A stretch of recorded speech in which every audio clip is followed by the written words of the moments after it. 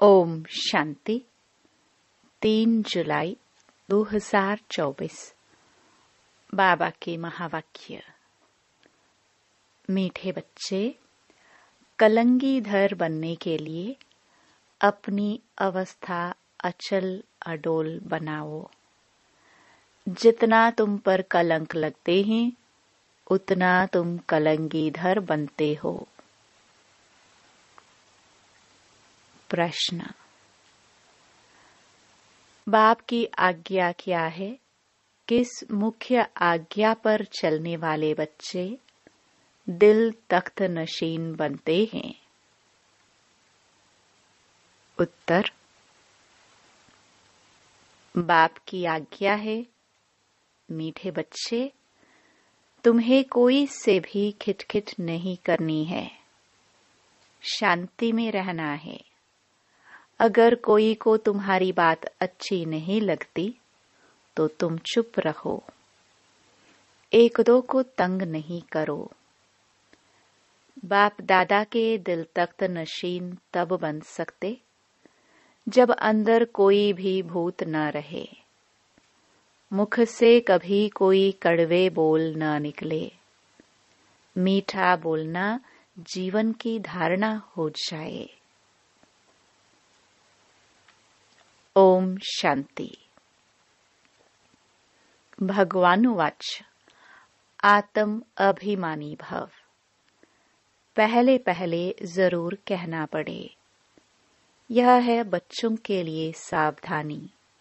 बाप कहते हैं कि हम बच्चे बच्चे कहते हैं तो आत्माओं को ही देखता हूँ। शरीर तो पुरानी जुत्ती है, यह सतो प्रधान बन नहीं सकता। सतो प्रधान शरीर तो सतयुग में ही मिलेगा। अभी तुम्हारी आत्मा सतो प्रधान बन रही है, शरीर तो वही पुराना है। अभी तुमको अपनी आत्मा को सुधारना है, पवित्र बनना है। सतयुग में शरीर भी पवित्र मिलेगा। आत्मा को शुद्ध करने के लिए एक बाप को याद करना होता है। बाप भी आत्मा को देखते हैं। सिर्फ देखने से आत्मा शुद्ध नहीं बनेगी। वह तो जितना बाप को याद करेंगे उतना शुद्ध होते जाएंगे। यह तो तुम्हारा काम है। बाप को याद करते करते सतो प्रधान बनना है। बाप तो आया ही है रास्ता बताने। यह शरीर तो अंत तक पुराना ही रहेगा। यह तो सिर्फ कर्मेंद्रियां हैं जिससे आत्मा का कनेक्शन है। आत्मा गुलगुल बन जाती है, फिर कर्तव्य भी अच्छे करती है। वहाँ पंछी जानवर भी अच्छे अच्छे रहते हैं।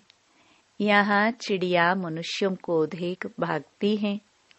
वहाँ तो ऐसे अच्छे अच्छे पंछी तुम्हारे आगे पीछे घूमते फिरते रहेंगे, वह भी कायदे से।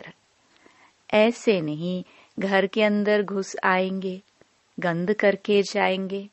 नहीं, बहुत कायदे की दुनिया होती है। आगे चल तुमको सब साक्षात्कार होते रहेंगे। अभी मार्जिन तो बहुत बड़ी है। स्वर्ग की महिमा तो अपरम अपार है। बाप की महिमा भी अपरम अपार है। तो बाप के प्रॉपर्टी की महिमा भी अपरम अपार है। बच्चों को कितना नशा चढ़ना चाहिए। बाप कहते हैं, मैं उन आत्माओं को याद करता हूँ जो सर्विस करते हैं, वह ऑटोमेटिकली याद आते हैं। आत्मा में मन बुद्धि है ना, समझते हैं कि हम फर्स्ट नंबर की सर्विस करते या सेकंड नंबर की करते हैं। यह सब नंबरवार समझते हैं।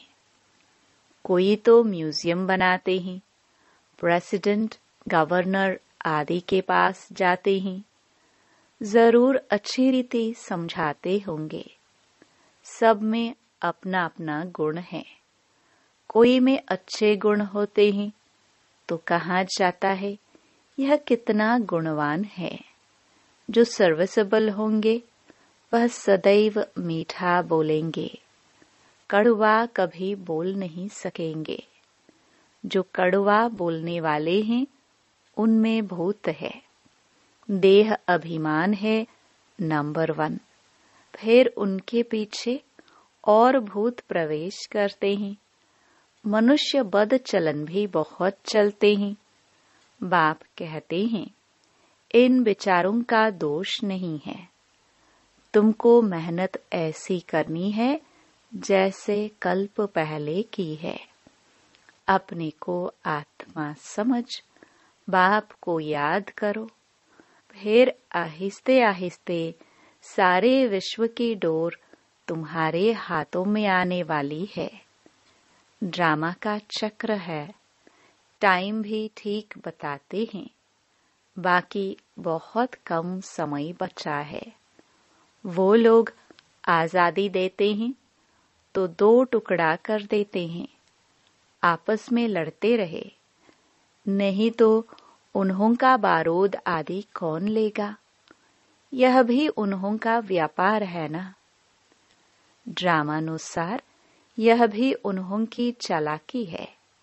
यहाँ भी टुकड़े टुकड़े कर दिया है। वह कहते हैं यह टुकड़ा हमको मिले, पूरा बंटवारा नहीं किया गया है। इस तरफ पानी जास्ती जाता है, खेती बहुत होती है। इस तरफ पानी कम है। आपस में लड़ पड़ते हैं, फिर सिविल वॉर हो पड़ती है। झगड़े तो बहुत होते हैं। तुम जब बाप के बच्चे बने हो तो तुम भी गाली खाते हो। बाबा ने समझाया था, अभी तुम कलंगीधर बनते हो। जैसे बाबा गाली खाते हैं तुम भी गाली खाते हो। यह तो जानते हो कि इन विचारों को पता नहीं है कि यह विश्व के मालिक बनते हैं। 84 जन्मों की बात तो बहुत सहज है। आप ही पूज्य, आप ही पुजारी भी तुम बनते हो। कोई की बुद्धि में धारणा नहीं होती है। यह भी ड्रामा में उनका ऐसा पाठ है। कर क्या सकते हैं? कितना भी माथा मारो, परंतु ऊपर चढ़ नहीं सकते हैं। तदबीर तो कराई जाती है, लेकिन उनकी तकदीर में नहीं है। राजधानी स्थापन होती है, उनमें सब चाहिए। ऐसा समझकर शांत में रहना चाहिए। कोई से भी खिटपिट की बात नहीं। प्यार से समझाना पड़ता है, ऐसे न करो। यह आत्मा सुनती है, इससे और ही पद कम हो जाएगा। कोई कोई को अच्छी बात समझाओ तो भी अशांत हो पड़ते हैं, तो छोड़ देना चाहिए। खुद भी ऐसा होगा तो 1-2 को तंग करता रहेगा। यह पिछाड़ी तक रहेगा। माया भी दिन प्रतिदिन कड़ी होती जाती है। महारथी से माया भी महारथी होकर लड़ती है। माया के तूफान आते ही फिर प्रैक्टिस हो जाती है बाप को याद करने की। एकदम जैसे अचल अडोल रहते हैं। समझते हैं माया हैरान करेगी, डरना नहीं है। कलंगीधर बनने वालों पर कलंक लगते हैं, इसमें नाराज नहीं होना चाहिए। अखबार वाले कुछ भी खिलाफ डालते हैं, क्योंकि पवित्रता की बात है। अबलाओं पर अत्याचार होंगे। अकासुर बकासुर नाम भी है। स्त्रियों का नाम भी पूतना सूपनखा है।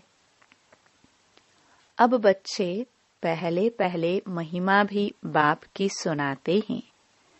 बेहद का बाप कहते हैं तुम आत्मा हो, यह नॉलेज एक बाप के सिवाय कोई दे नहीं सकता।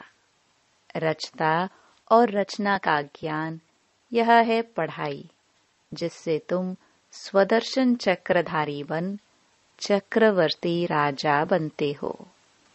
अलंकार भी तुम्हारे हैं, परंतु तुम ब्राह्मण पुरुषार्थी हो, इसलिए यह अलंकार विष्णु को दे दिया है।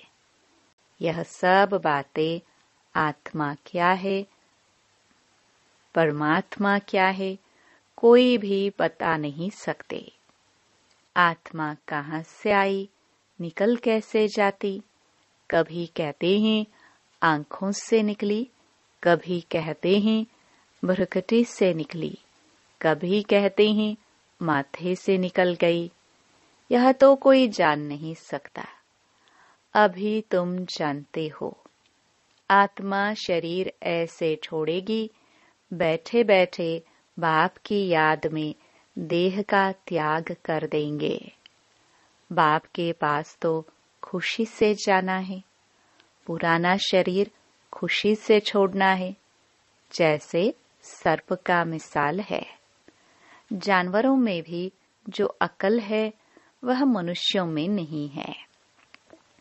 वह सन्यासी आदि तो सिर्फ दृष्टांत देते हैं। बाप कहते हैं तुमको ऐसा बनना है जैसे भ्रमरी कीड़े को ट्रांसफर कर देती है।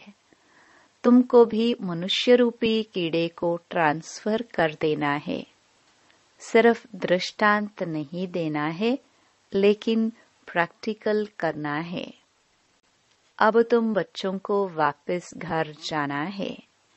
तुम बाप से वर्षा पा रहे हो तो अंदर में खुशी होनी चाहिए। वह तो वर्षे को जानते ही नहीं। शांति तो सबको मिलती है।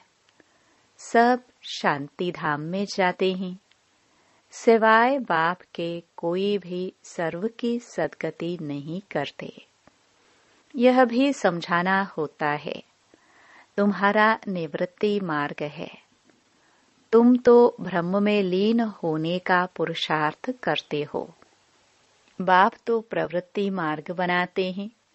यह बहुत गुह्य बात है। पहले तो कोई को अलफ बे ही पढ़ाना पड़ता है। बोलो, तुमको दो बाप हैं, हद का और बेहद का। हद के बाप के पास जन्म लेते हो विकार से। कितने अपार दुख मिलते हैं। सतयुग में तो अपार सुख हैं। वहां तो जन्म ही मक्खन मिसल होता है। कोई दुख की बात नहीं। नाम ही है स्वर्ग। बेहद के बाप से बेहद की बादशाही का वर्षा मिलता है। पहले है सुख, पीछे है दुख।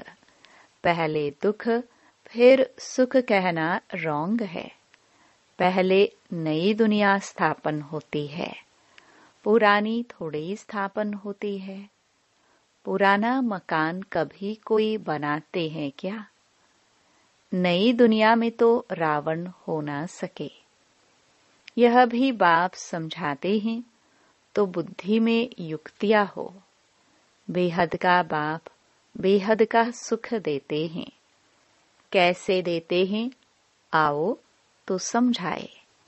कहने की भी युक्ति चाहिए। दुख दाम के दुखों का भी तुम साक्षात्कार कराओ।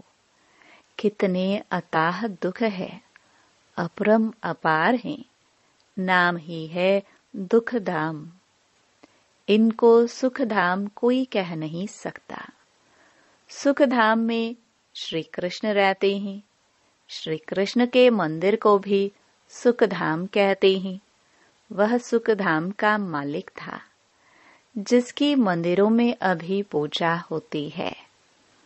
अभी यह बाबा लक्ष्मी नारायण के मंदिर में जाएंगे तो कहेंगे, ओहो, यह तो हम बनते हैं, इनकी पूजा थोड़ी करेंगे। नंबर 1 बनते हैं तो फिर सेकंड बर्थ की पूजा क्यों करें? हम तो सूर्यवंशी बनते हैं, मनुष्यों को थोड़े ही पता है। वह तो सबको भगवान कहते रहते हैं। अंधकार कितना है, तुम कितना अच्छी रीति समझाते हो।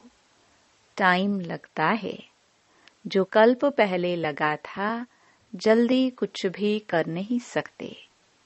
हीरे जैसा जन्म तुम्हारा यह अभी का है।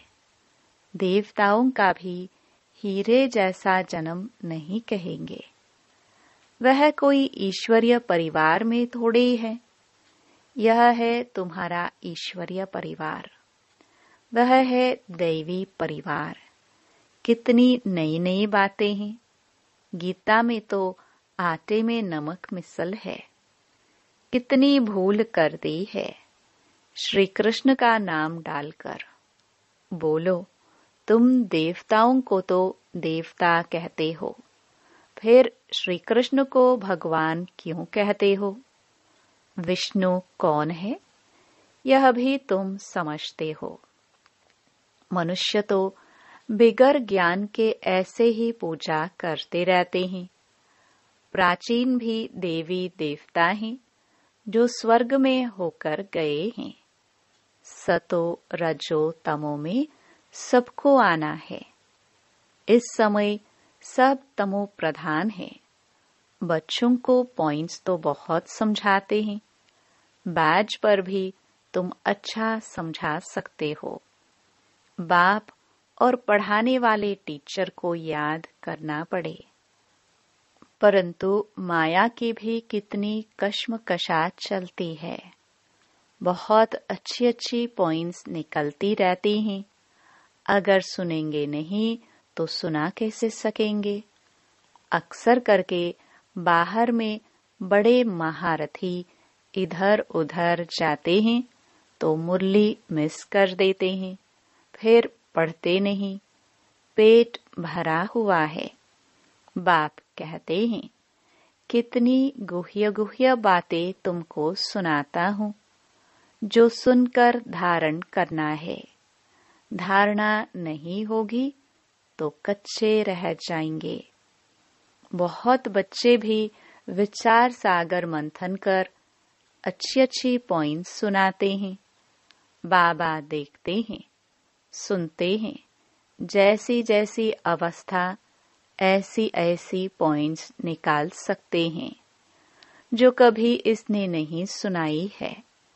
वह सर्विसेबल बच्चे निकालते हैं, सर्विस पर ही लगे रहते हैं।